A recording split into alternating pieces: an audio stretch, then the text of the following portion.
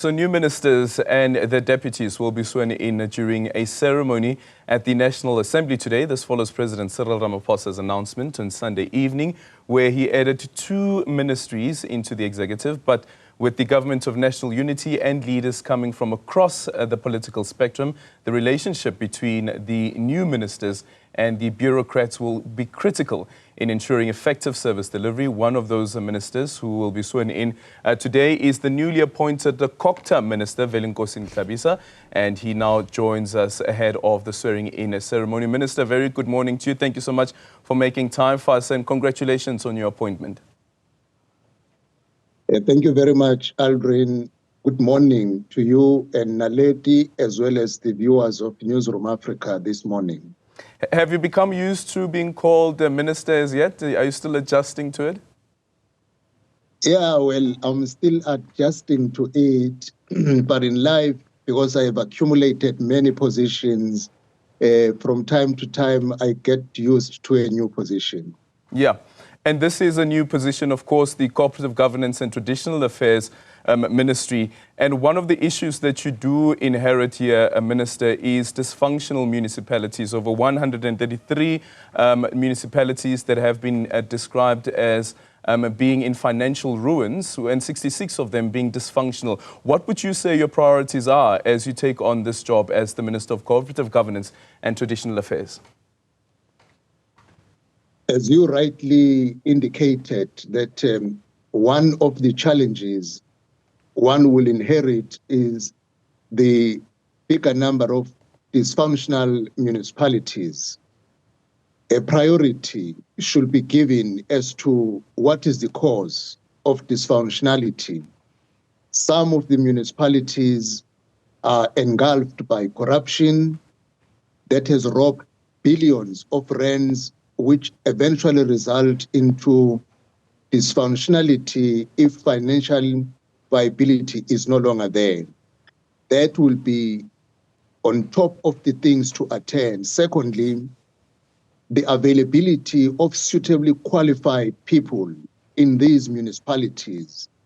The municipalities in deep rural areas are unable to attract suitably qualified people who will make them function in terms of executing certain duties, should be in the infrastructure, engineering, water, finance.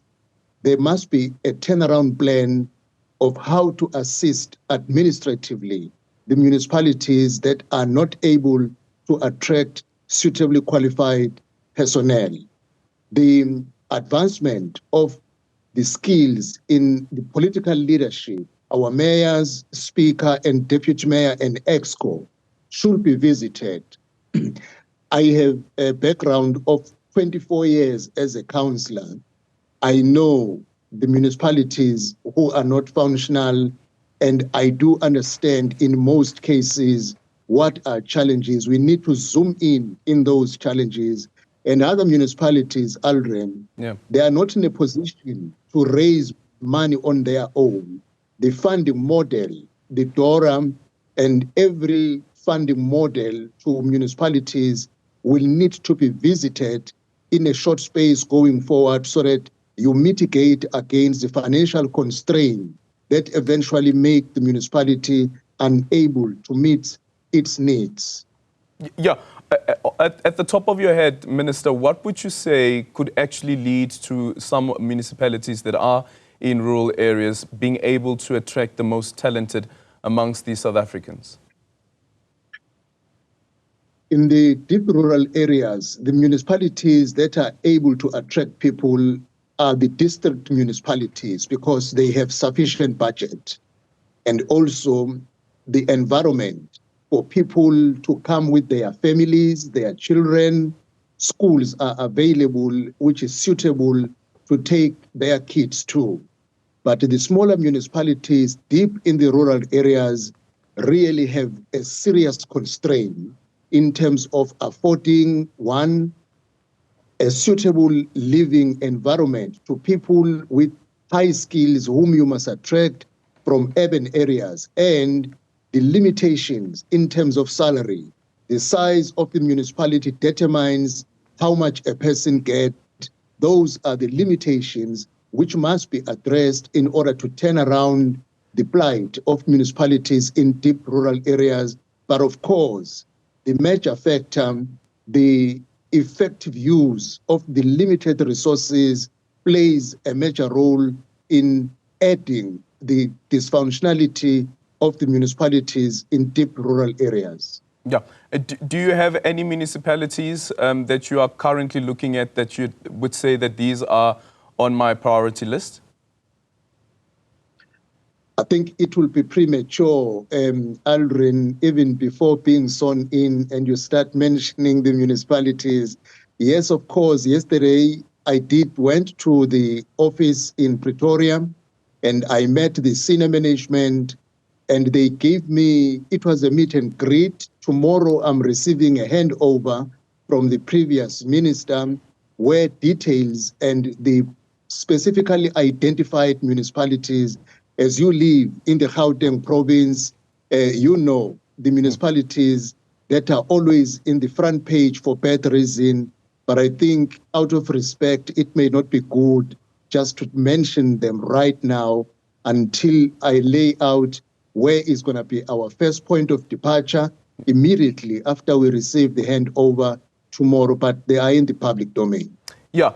And Minister, of course, local government enjoy their own autonomy in terms of how far it is that National will be able to intervene in cases of instability within a municipality and so forth. When it comes to the impact that the coalition governments have had on municipalities, are you thinking about putting on the agenda how to ensure that there is more stability where you do have coalition governments in place, and perhaps maybe that document be binding? Yeah, well, Aldrin, it will take time for agreements to be legally binding because even successful countries with more than 100 years in coalition government do not have a binding agreement. What work in a coalition government is to have principled leaders. When they agree to work together, they don't need a legal document to bind them, but the principle of working and agreed to work together is what keeps them together for the next 5 years. What will help? We need to assist our leaders at local government level to rise to a level of maturity. You see, Aldrin, if you can look, Gauteng province is remaining behind. Go to KwaZulu-Natal, it's about 3 weeks now. The ministers are hitting the ground in the premier. Nationally, where things were complex, ministers and deputies are being sworn in today. Gauteng is still remaining behind. Why? The level of maturity on people who are involved, either at a provincial, national, or local government sphere, should rise to reach into a state where the priority of putting the people first becomes the norm of the day.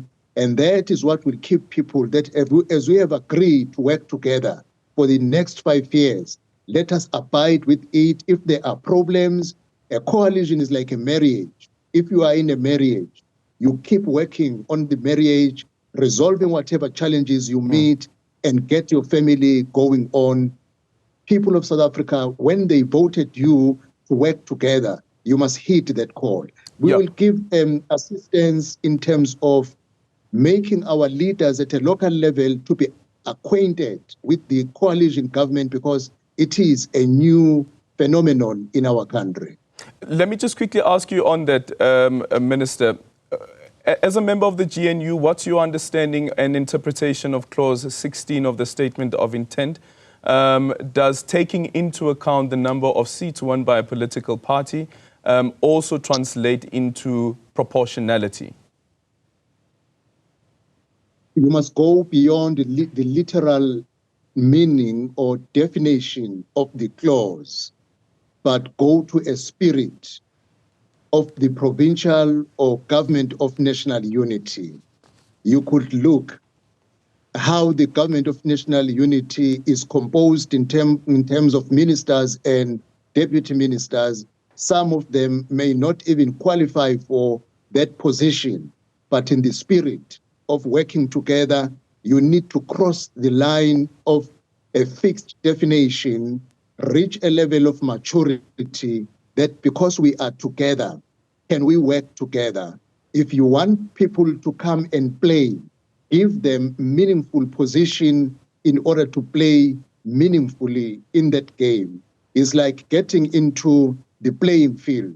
You must get a position that is meaningful so that you can take the province or the local government or the national government forward. Yeah. And finally, the National Assembly is supposed to be nominating members that will be going to will be deployed to the SADC region as well as the JSC, as an example. John Hlophe, one of the people that have been nominated, we understand, or the intention was to nominate him from the Mkhonto weSizwe political party to form part of the JSC. Will the IFP be voting in favor of Hlophe becoming a member of the JSC from Parliament?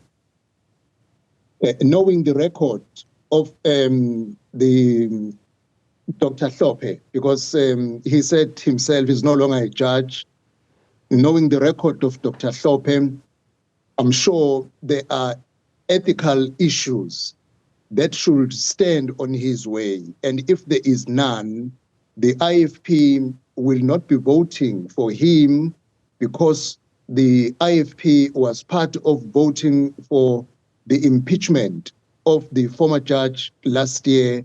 So now we will not be voting for him. Okay, thank you so much for your time. That's the newly appointed COGTA Minister Velenkosini Hlabisa, is also, of course, the leader of the the leader of the IFP, rather.